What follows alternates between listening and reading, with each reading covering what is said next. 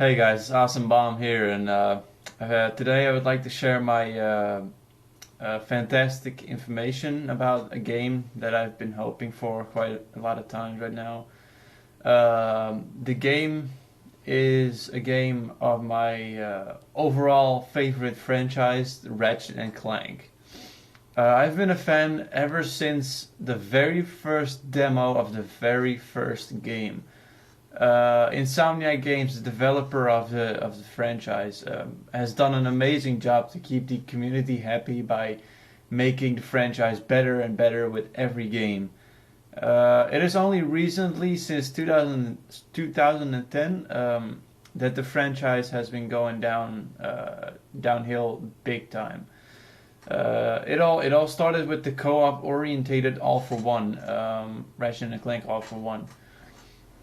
The franchise has been mostly a single player franchise.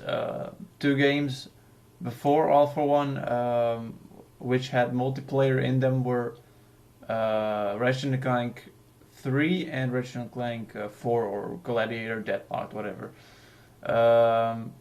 Doesn't matter though. But the focus in those two games were on the single player, so I didn't really mind the multiplayer thing. I mean, it's cool for the people who like multiplayer, but I only buy Ratchet and Clank for the single player and the story of the single player. Um, anyway, All for One was announced in 2010 with an announcement trailer. At first, it looked cool to me, like the whole thing with that you can play with your friends and the four people playing at the same time. I really thought that would be kind of cool, but I thought that was cool until I noticed that the focus on single player was way too low. I mean, it just didn't look like there was gonna be a good story. It's just like it was some sort of weird ass spin-off story. Like, I didn't really care about that. I just want to keep playing where the last game stopped, you know. And I want to start some sort of stupid new adventure that really doesn't make any sense. Uh, like, for example, in All for One, and all of a sudden one of your teammates or whatever was the main villain of the game before that, who actually died. Well, kind of died last in the last game. Yeah, in the game before that, All for One. So I was like, "What the hell, guys? I thought he died in the last game. Well, why is he back? And all of a sudden, I don't want to spoil anything for the people who haven't played the game or are thinking about playing the game, but it's kind of fucked up because I really thought that guy was like totally dead and he wouldn't return, and I was like, well, I guess I can accept that because things come to an end as always. I mean, you can't keep doing the same thing over and over. So yeah, I was kind of actually disappointed to see that person back in All for One for some reason. I don't know why Insomniac ever decided to do that, but whatever. I mean, I don't care anymore. Anyway, let's see here. Also, the one thing I didn't like about All for One was the character design. The design of those characters it was stupid. I mean, compared to the game before that, it was like the character design looked like it was ripped from a toddler's TV show or something. I don't know. It was just so fucking childish, and I didn't get that. Why the hell did they try to like change something that wasn't broken? I mean, the character design was great in the game before All for One, or the games before All for One.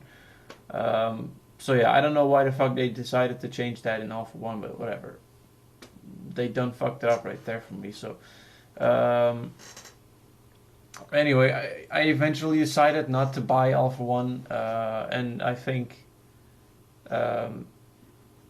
yeah, that was actually my first Ratchet and Clank game ever that I've decided to skip and not buy.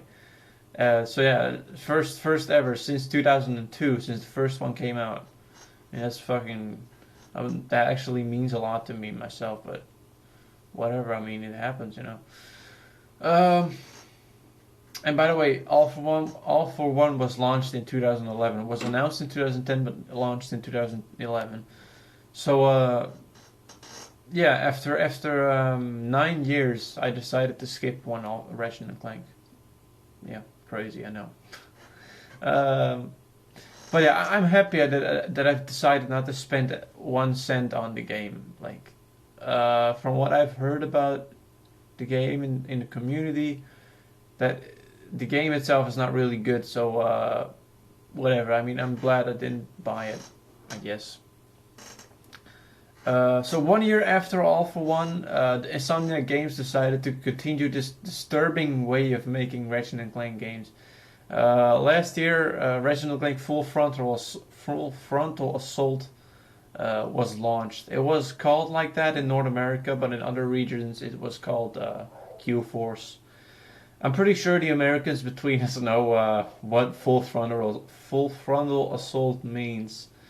And if you don't know what it means, check it out on Google it, and I bet you'll get a little bit of a laugh in there. Anyway, Full Frontal Assault was another spin-off. It was not like it was more like All for One, but then different. It was a tower defense kind of game. And it only costed $15 and €15 for Europeans in here. Nonetheless, I decided not to buy that one either. I just don't. I don't know. It was like again more multiplayer focused and less single player focused, and I don't like that in Ratchet and Clank. I just don't want to play Ratchet and Clank for multiplayer. I want to play it for the single player. So. Anyway, I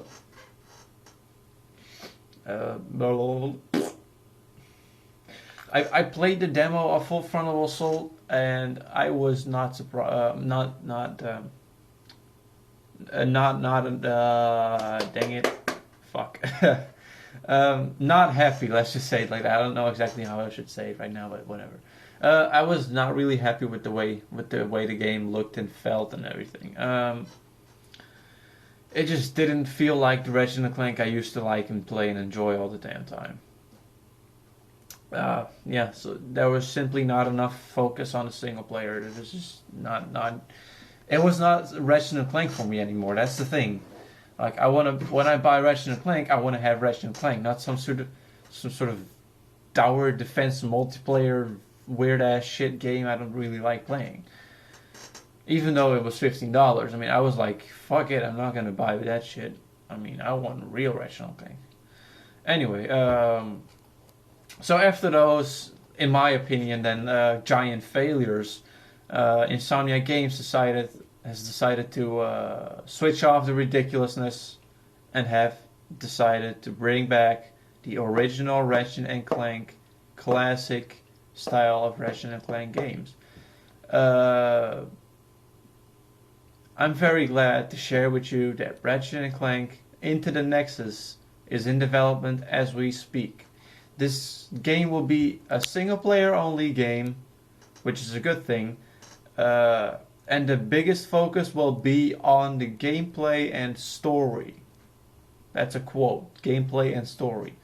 The character design of what we've seen so far is a lot better than in All for One and Full Frontal Assault, in my opinion. I like Ratchet and Clank because of its single player story, as I said before. The way Insomniac Games does the storytelling, especially in the first 3 Ratchet and Clank games of the PlayStation 3 generation, is something I've never seen before. It's amazing. I mean, the way they just tell the story of Ratchet and Clank together as a team, and it's just something I've never. Yeah, all right. Well, it's just good. All right, let's just say it's really really good. Insomniac Games has said that the single player of Into the Nexus will be shorter than the single player of their most recent single player focused Ratchet and Clank game, which is A Crack in Time, which is my favorite Ratchet and Clank of all time. Well, let me just fix something here. Give me a moment. Something messed up going on here. Sorry for this. So yeah, A Crack in Time. It is shorter than A Crack in Time, my favorite Ratchet Clank of all time. Anyway, dang it, hold on, this is not really working out here. Just give me a moment. Don't know what's going on here, but alright, there we go. My camera is a little bit fucked up. Don't know what's wrong with it, but whatever. What was I gonna say here? Oh yeah. So yeah, the game is shorter. Into the Nexus is shorter than A Crack in Time, but I don't really mind that actually. I mean, as long as the replay value of the game is good, I don't mind a shorter single player game. I actually am already happy with the single player thing. I mean, yeah, I'll explain that a little bit later. I'm sure Insomniac Games will somehow make it possible that that the replay value is very good.